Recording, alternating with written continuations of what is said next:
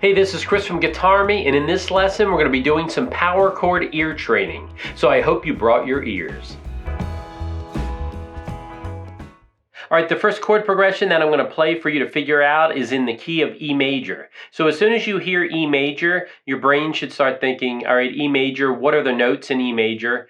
Because that's where I'm going to base all my power chords off of. And when you listen to a song, most of the time, depends on what kind of music you listen to, but most of the time they stick with the diatonic chords. So in the key of E, the 1 chord is going to be, we're using all power chords. We're not going to use like major and minor, like the full chords. So the first power chord of 1 is going to be E.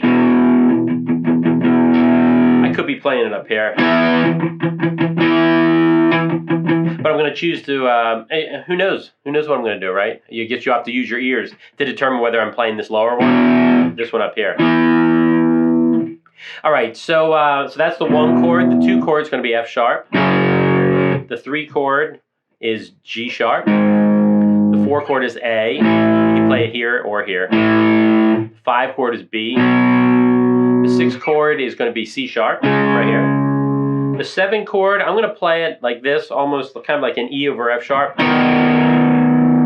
Because in pop music and stuff, most rock, like no one's going to be playing the root and the flat 5th there, since that's a minor 7 flat 5 chord, the 7 chord. So what I like to do is, I think usually in rock and stuff, it gets used as, it's kind of stretched out. So here's your root. Instead of this flat 5th, you just stretch up here and get this B right here. So this is what I use for the 7 chord. And then up to E, back to E for the 1 chord. So to recap, we have 1, 2, 3, 4, 5, 6, 7, 1.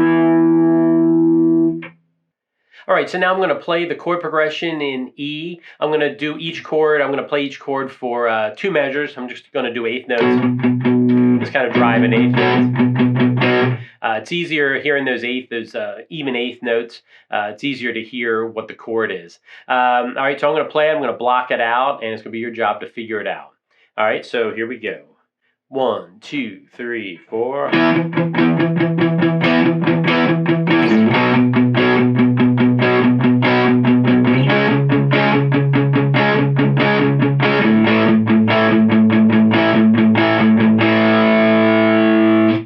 All right, I'm going to go ahead and play it one more time. That way you don't have to back up. All right, here we go. 1, 2, 3, 4.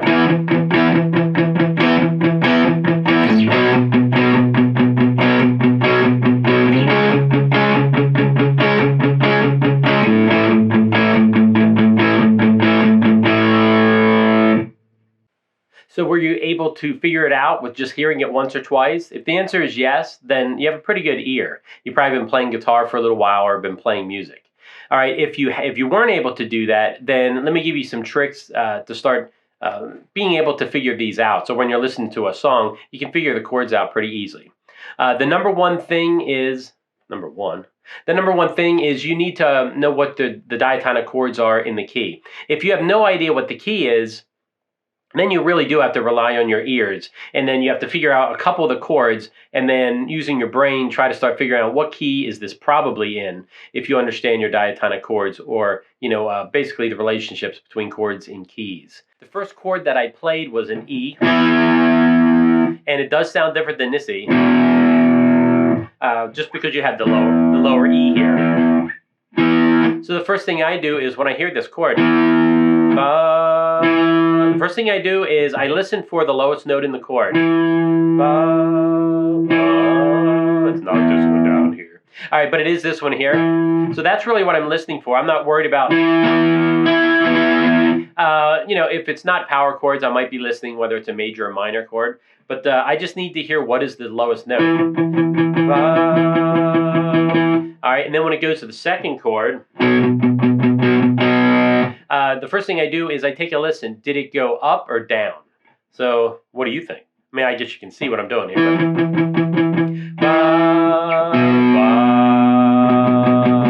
All right, so immediately I know it went down. It went down probably a couple steps in the scale.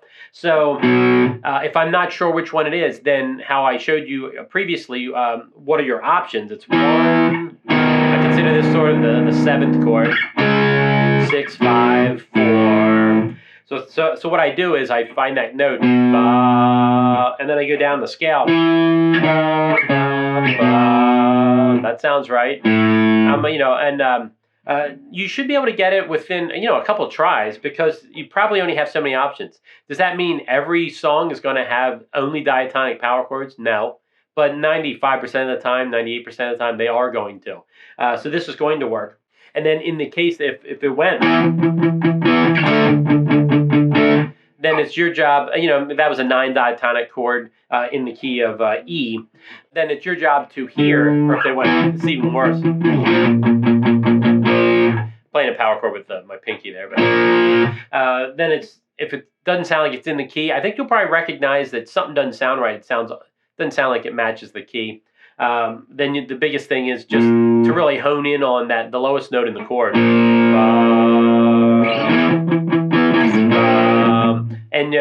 I'm doing this just showing this on the 5th string. You can of course do it on the 6th string as well. It goes 1, 7, 6, 5, 4, 3, 2, 1. You can do it like that. All right. So the first chord was 1. Then I went down to the 5 chord E, and then this was the next chord. So can you hear how I went up? So if you have more ear training experience, it'd be nice to hear the that I only went up a whole step. But if you don't have that experience, you can't tell I went up a whole step. Well, then just start guessing. If I went up. Did I go up to here? Did I go to here? Or did I go back to the 1 chord E? So so you only have a couple to try, and you're going to be able to figure it out. So I went E, down to 5, B. Then I went up to the 6th chord. Then the last chord I went down. I went down to the 4 chord, which is A. So once again, if you're thinking about, well, how do I know what whatever the C sharp chord is? What I do is, once again, it's the same thing. I just go down. Until I hit the right one. The more you do this, the quicker you'll be able to figure it out. Because if you're listening, you'll notice that I went.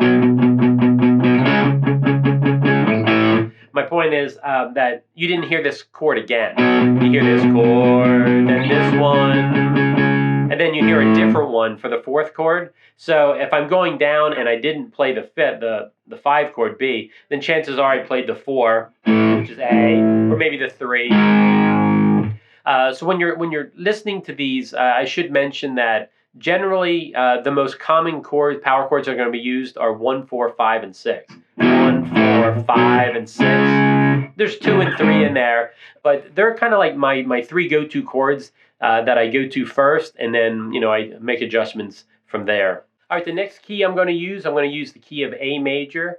If you like this type of lesson, I'm just going to do these in major. If you do like this lesson and you'd like to see more, leave a comment down below, and I'll do more of these, and I'll mix in major and minor, and I can even do some different modes and stuff like that. All right, so the first thing we need to do is, and since I already told you it's in the key of A, we need to know what are the power chords in the key of A. So we're going to start with A. That's your 1 chord. B is your 2 chord. C sharp is your 3 chord. D is 4. E is 5. You can play it down here. F sharp is 6. We're going to do with this A over G sharp. That's the 7 chord, which sounds awesome. And then we're going to go back to A right here. So it's also good to know how to play your diatonic power chords basically on the 5th and 6th string. So it's 1, 2, 3, 4, 5, 6, 7, 1. So that's what it is on the 5th string. If I did it on the 6th string, because chord progressions go up and down, and sometimes it's you need to be able to do that. All right, so this is 1, 7, 6, 5. If I'm going up, 1, 2, 3, 4, 5. I'm not going to go up further. I can go 6, 7, 1. But most people, when people are playing a power chord progression, they're typically not up higher than the 12th fret. Not saying they're never. I think of War Pigs right off the bat. They're playing up there, but typically it's down here somewhere on the neck. All right, so now that we know what our diatonic chords are for A, I'm going to play the chord progression, and it's your job to figure it out. All right, here is your power chord progression to figure out in the key of A. 1, 2, 3, 4.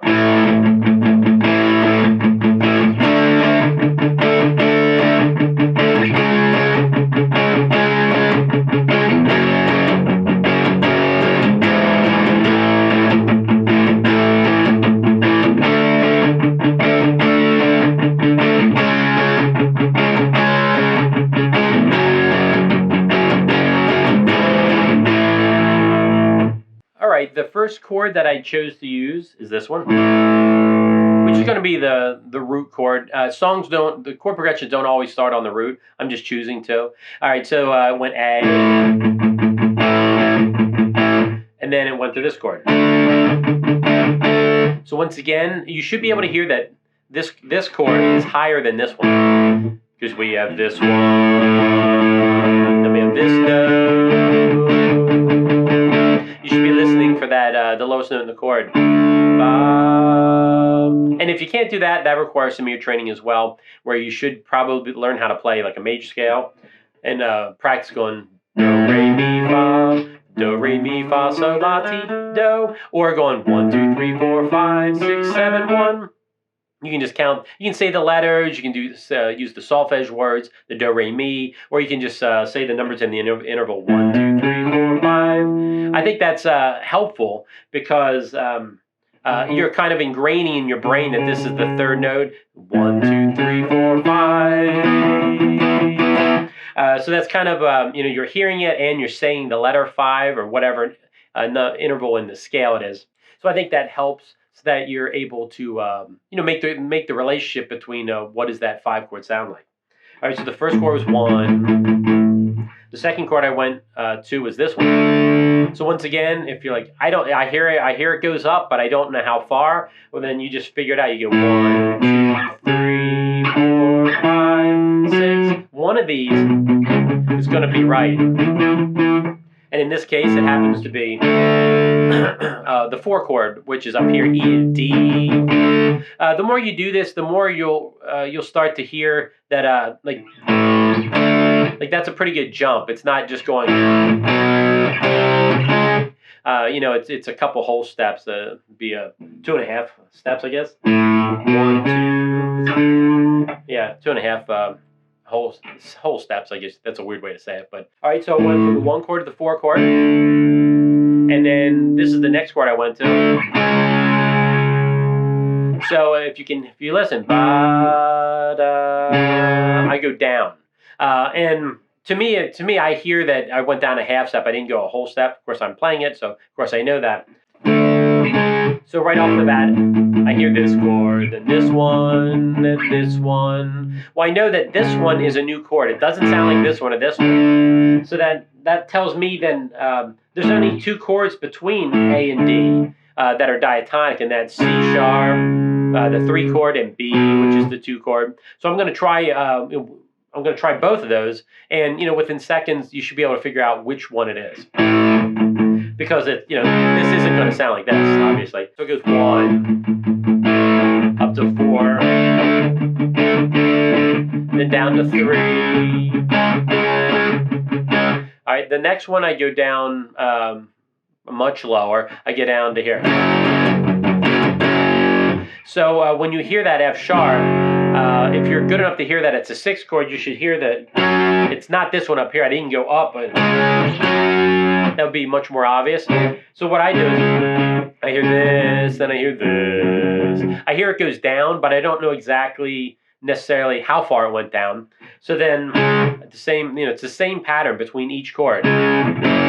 I just keep going down. I go through from here down to 2, 1, 7, 6, 5, and one of those is going to be the one. From this jump to a lower chord, if I notice it's not the root chord A, then the first thing I do is I try 5 and 4. If it's not the 5 chord or the 4 chord, then I go below or above that. So I go to the 6 chord here, F sharp. And then halfway through the second measure, I go up here I put this one in here just because it sounds really cool, and so you can get used to what that sounds like. In punk music, you hear this a lot. I should say pop punk.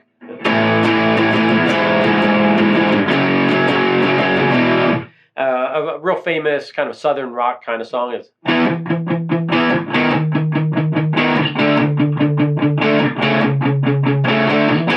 Hold On Loosely by 38 Special. That's a place that uses that chord. To me, it's a way that you're able to walk down through the scale and not have to play this chord here. Because that sounds horrible, the 1 in the flat 5. Doesn't sound horrible, it just doesn't sound as nice as. Alright, so to recap there, the chord progression went 1 to 4 to 3 to 6. Then my 7th hybrid here, which is an A over G sharp, and then back to 1. And that was my 8 chord progression.